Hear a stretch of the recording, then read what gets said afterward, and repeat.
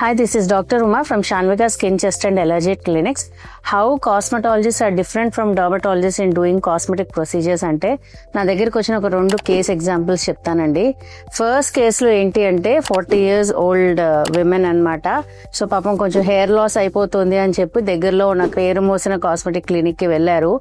వాళ్ళు ఏది అనాలిసిస్ చేయకుండా ఏ టైప్ ఆఫ్ ఎలోపేషియా ఏంటి, ఏ టైప్ ఆఫ్ హెయిర్ లాస్ అనేది చూడకుండా డైరెక్ట్ గా పిఆర్పీలు, జిఎఫ్సీలు, మీసోథెరపీలు అన్ని ఇచ్చారు.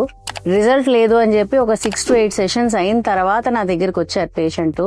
బట్ తీరా చూస్తే అది నార్మల్ మనకి వచ్చే ప్యాటర్న్ హెయిర్ లాస్ కాదనమాట. ఒక ఆటో ఇమ్యూన్ డిజార్డర్, అంటే ఎల్పిపి అంటాం, లైకెన్ ప్లేనోపైలారిస్ అని ఒక ఆటో ఇమ్యూన్ డిజార్డర్ వల్ల తనకి హెయిర్ లాస్ అయ్యి ఎట్రోఫిక్ ప్యాచెస్ వచ్చేసాయి.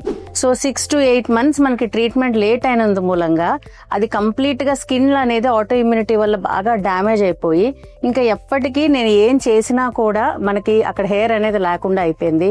అదే ఒక 6 to 8 months ముందు ఆవిడ నార్మల్ హెయిర్ లాస్ కాకుండా డర్మటాలజిస్ట్ ని కనుక అప్రోచ్ అయి ఉంటే సింపుల్ టాబ్లెట్స్ తో మనం ఈ ప్రాబ్లమ్ ని కంప్లీట్ గా కంట్రోల్లోకి తెచ్చుకునే పని, ఆ హెయిర్ లాస్ అనేది అవ్వకుండా కూడా చేసుకునే పని. So this is the real importance of dermatologist, consulting A dermatologist more than A cosmetologist. Thank you.